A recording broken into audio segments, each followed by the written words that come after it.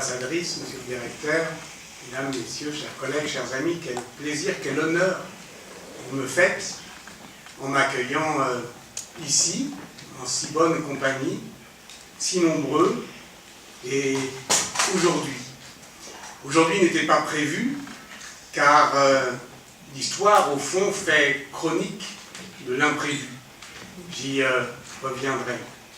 Mais je dois dire que, en sachant où je suis aujourd'hui, l'ayant mieux compris, découvrant Ljubljana, y ayant découvert, au fond, je dirais, ce qu'est l'Europe, ce que peut l'Europe, ce que doivent les historiens face à l'Europe. C'est-à-dire, non seulement écrire une histoire de l'Europe centrale, mais je dirais une histoire centrale de l'Europe, à partir de son cœur, d'un cœur qui bat là où les Européens veulent vivre, et moi qui vis en périphérie de l'Europe, dans une périphérie qui se croit encore par arrogance, rêve universaliste central, eh bien j'ai plaisir à effectivement me retrouver ici parmi vous en des temps incertains. Je sais la puissance de l'histoire quand, évidemment, on a le sentiment que les temps hésitent, vacillent, lorsque l'avenir politique est illisible. Je suis moi-même historien de l'Italie. Et en Italie, pour faire l'histoire de l'Italie, j'ai un guide, c'est Machiavel. Et Machiavel, pour moi, c'est un maître désenchanteur. C'est quelqu'un qui m'apprend à déniaiser le quotidien, le contemporain, qui m'apprend en somme, et qui nous apprend, que la tâche de l'intellectuel, lorsque pointe l'orage, lorsque viennent des temps incertains, ce n'est pas de se réfugier dans des rêves imaginaires, c'est de trouver les mots qui disent avec exactitude, avec justesse et justice, donc les mots justes, ce que nous sommes en train de devenir. Donc au fond, l'histoire décrit. L'histoire décrit non pas le passé, mais ce qui, dans le passé, nous permet de construire l'avenir. Vous l'avez dit, le titre « Ce que peut l'histoire » était déjà le titre de cette leçon inaugurale que j'ai donnée au Collège de France à la fin de l'année 2015, dans une ambiance très particulière en France, où nous étions dans la rue. Nous étions dans la rue pour effectivement nous rassembler, alors que notre vivre ensemble, c'était le temps des attentats du 7, 8, 9 janvier, puis du 13 novembre. Et je parlais au Collège de France un mois après les attentats du 13 novembre, où on tentait d'essayer de comprendre effectivement comment nous allions faire front face à la méchanceté des temps. Alors, me revenait évidemment la leçon de Machiavel, faire constat, dire avec exactitude ce que nous sommes en train de devenir, et donc dire ce que peut l'histoire. Alors ce qu'elle peut, c'est évidemment, excusez-moi, ce qu'elle peut, c'est sans doute nous distraire de la méchanceté des temps, nous distraire plus profondément de l'arrogance du présent. Car nous en parlons depuis que je suis ici, nous nommons en France, je ne sais pas si c'est traduisible, présentisme, c'est-à-dire, disons, obsession du présent, cette tenaille qui, au fond, peut nous enserrer lorsque nous sommes obsédés par le passé, lorsque nous sommes amenés à le commémorer sans cesse, à être lestés par le poids du passé, par le fardeau, à ne pas comprendre que une des manières de vivre, c'est quand même aussi, ça peut vous paraître étrange qu'un historien dise ça, mais d'oublier, que l'oubli est au fond le moteur même de la vie. Et donc ne rien laisser passer du passé, c'est une forme d'obsession commémorative, et qui est le double de l'incapacité à construire le futur. C'est d'une certaine manière, paradoxalement, symétriquement la même chose. C'est ce que l'on appelle le présentisme. Et être historien, c'est tenter de desserrer cette tenaille. Apprendre à se souvenir, mais à se souvenir d'une histoire plus longue, d'une expérience plus large. Apprendre, au fond, à essayer de comprendre, regardant cette photo, d'où ils viennent. Pourquoi nous parlent-ils? Qui sont-ils? Depuis que vous m'avez envoyé, chers amis, cette si belle invitation, je ne cesse de regarder cette photo. Je tente de l'identifier, l'allure générale, les vêtements, me font évidemment penser à une scène, disons, de la libération de Paris. Je vois un jeune garçon en vélo qui a l'âge d'être mon père. Je reconnais des vêtements, une gravité aussi dans les visages un peu éprouvés par les épreuves que je crois reconnaître. Et alors je me dis, où sont-ils? À Paris. Qui sont-ils? Où vont-ils? Quel est ce défilé? Et pourquoi, comme dans toute photo ancienne, il y en a toujours un qui regarde l'objectif? Et je dirais que être historien, c'est peut-être être celui qui regarde, celui qui, dans la photo, nous regarde. Ce qui, au fond, nous regarde dans le passé. Alors je me dis, ils viennent de loin. Et l'histoire devrait être cet art de se souvenir de ce dont les femmes et les hommes en société sont capables. Se souvenir de ce dont on est capable.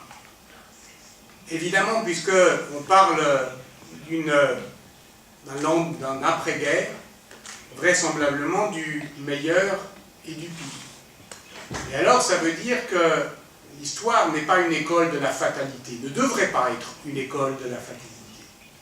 L'histoire n'est pas simplement distrayante, elle n'est pas là simplement pour nous défaire de la tyrannie du présent, en nous racontant des belles histoires.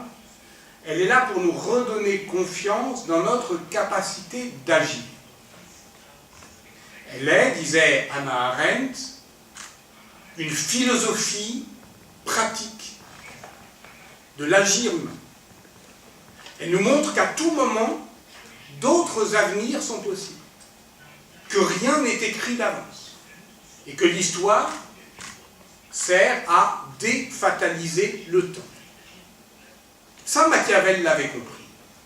Il vivait, vous savez, au tournant du XVe et du XVIe siècle. Tout allait mal. Il était républicain, et il voyait la République s'affaiblir, s'affaisser, renoncer. Pas parce qu'elle avait des ennemis redoutables, non, parce que les sociétés étaient en train de renoncer de leur propre volonté à leur liberté publique. Et alors il a vu avec quelle facilité, avec quelle insidieuse lenteur, il est des circonstances où les sociétés s'en remettent à des pouvoirs autoritaires qui considèrent les autres pour rien, qui sont les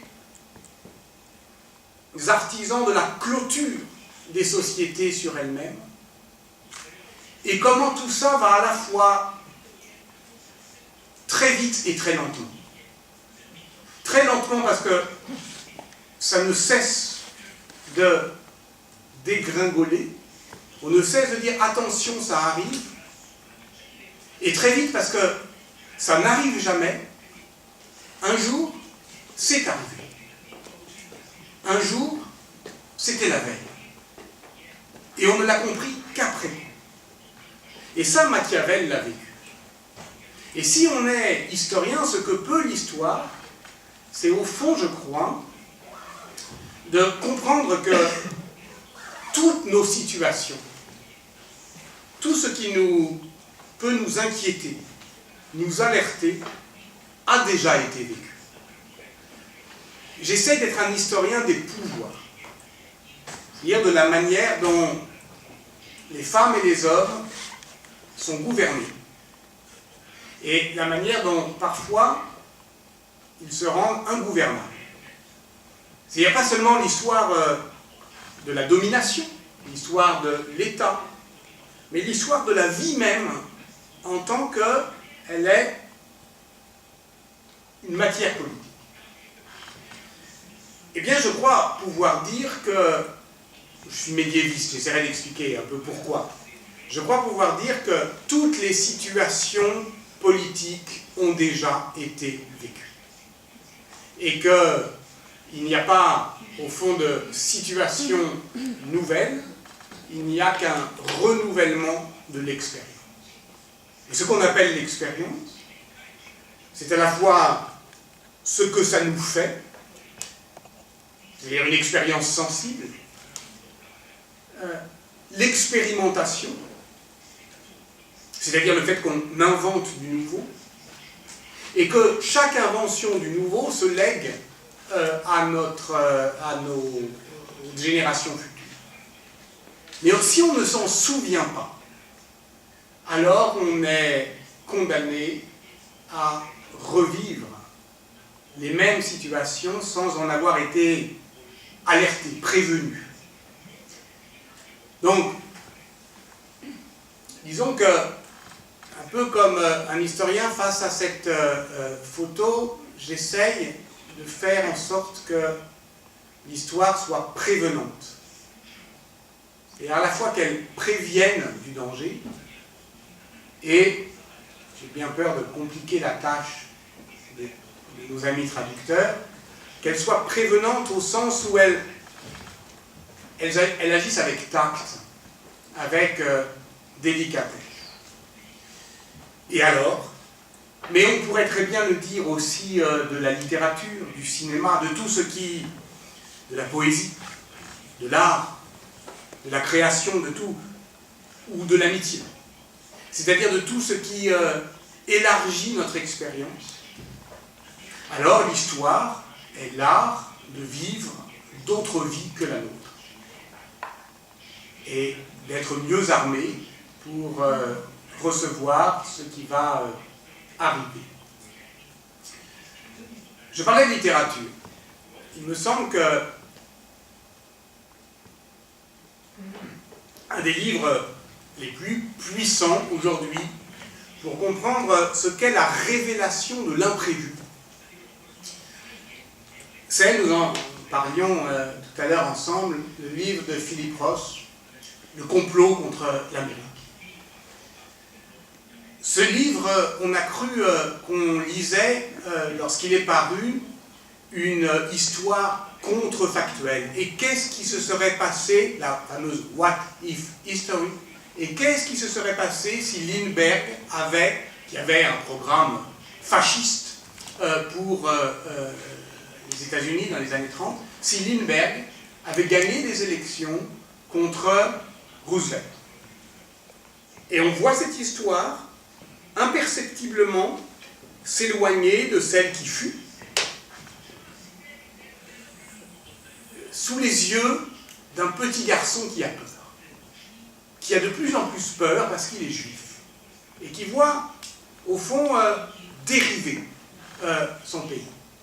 Et c'est un livre poignant.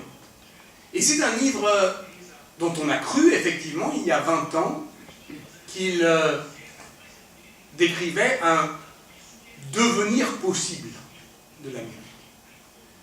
Ce qui est déjà en soi important. Parce que l'histoire n'est pas seulement la chronique de ce qui a eu lieu, mais de tout ce qui, à un moment, peut, a pu, ou pourrait encore avoir lieu.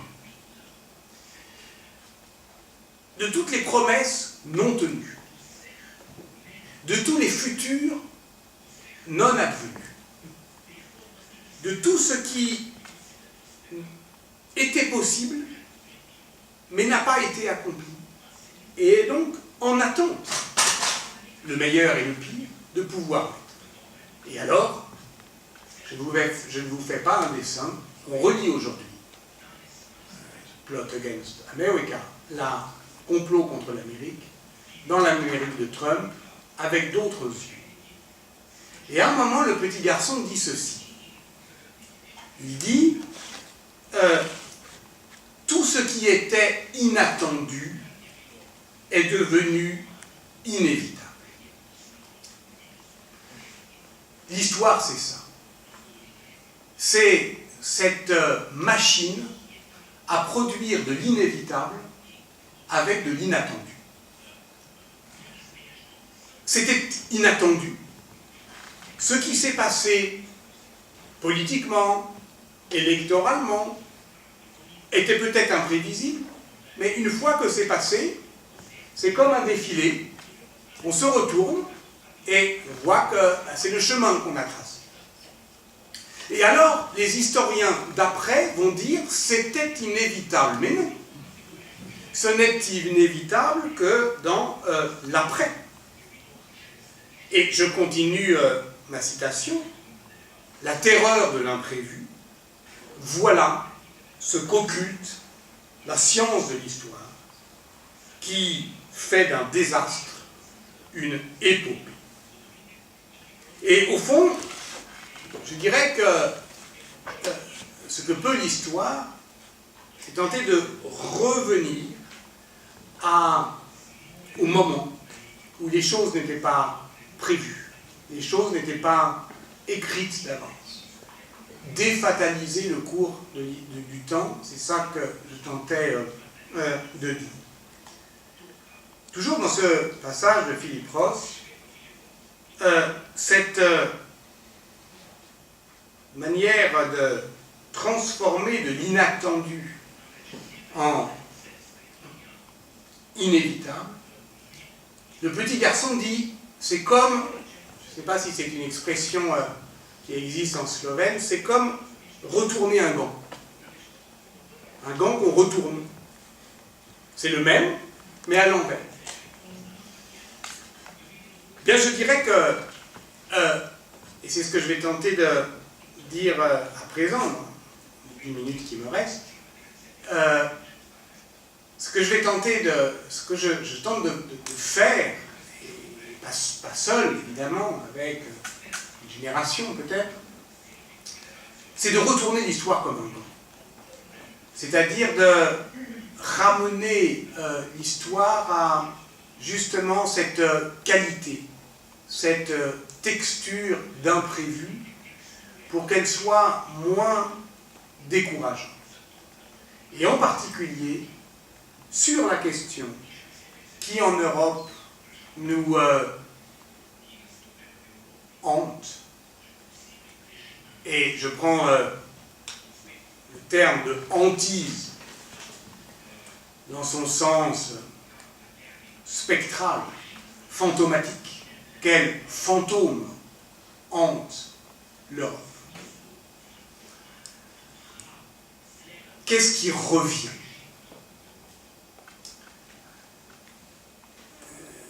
Ceux qui croient que les réfugiés en Europe sont les autres oublient que ce sont nos parents qui reviennent, que l'histoire de l'Europe est l'histoire, effectivement, de ces exils, de ces déplacements, de la violence de ces exils. Et qu'il y a là, effectivement, ce qu'on croit comme l'intrusion du radical autre, n'est rien d'autre que le retour de notre généalogie. C'est notre généalogie. Mais pourquoi ne le voyons-nous pas?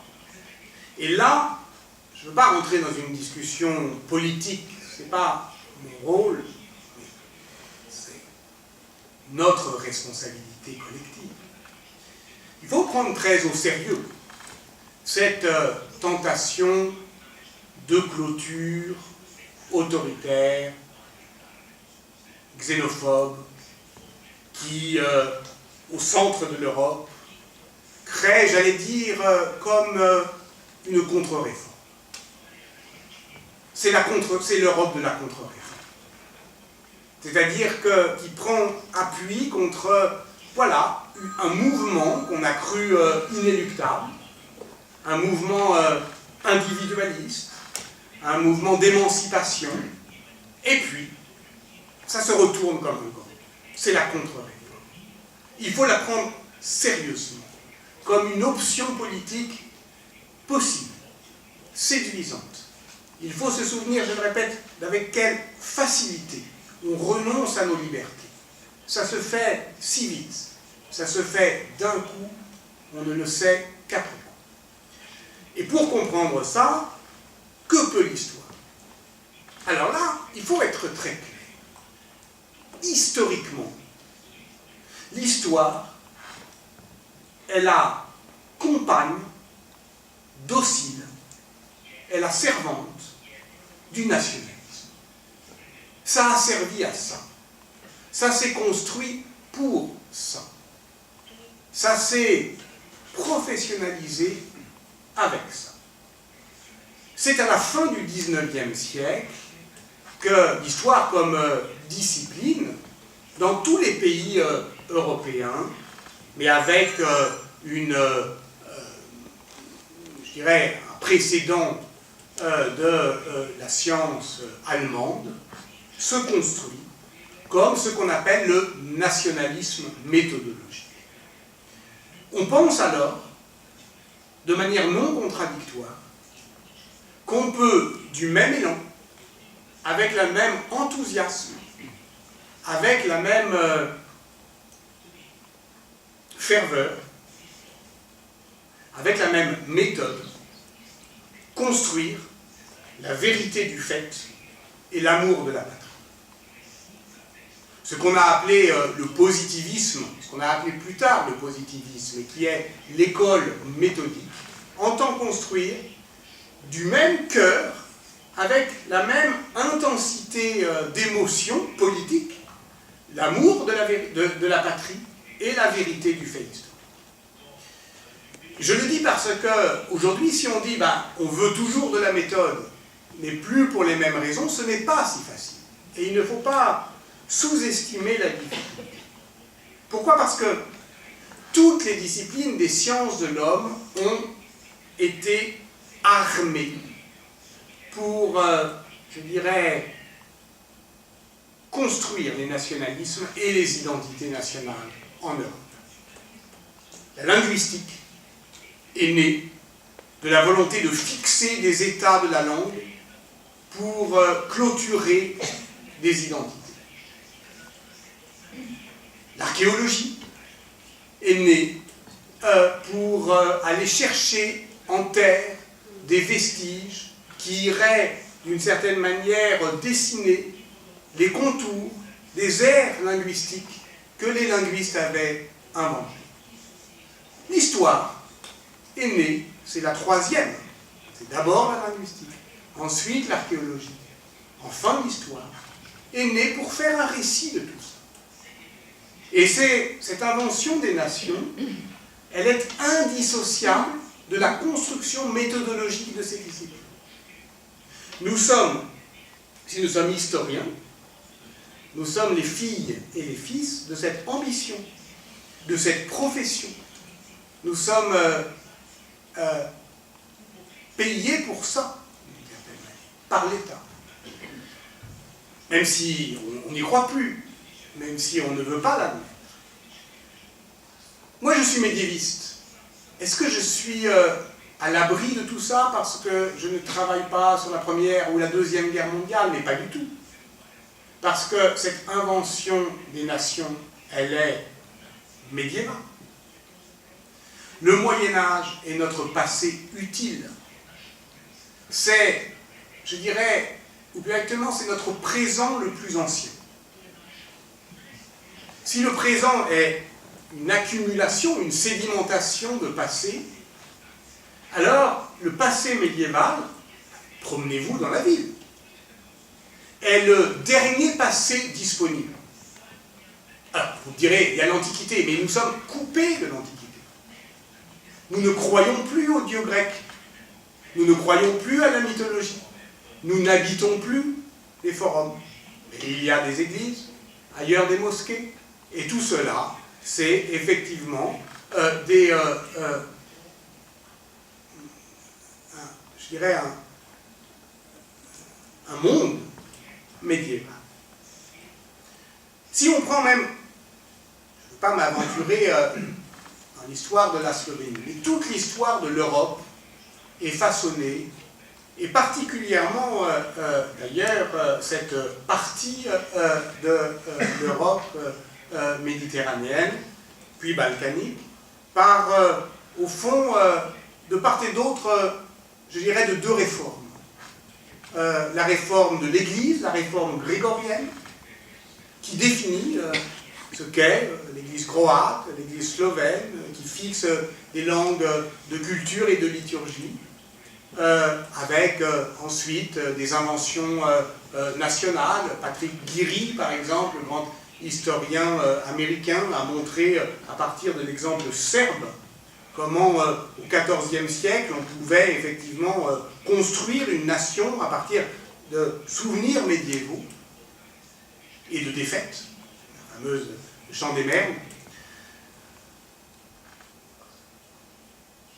Ça, c'est la réforme du XIe, XIIe siècle, la réforme pontificale, la réforme dite grégorienne, qui doit son nom à un pape, Grégoire VII. Et de l'autre côté, c'est la réforme avec une majuscule, la réforme protestante et le mouvement de contre-réforme qu'elle suscite.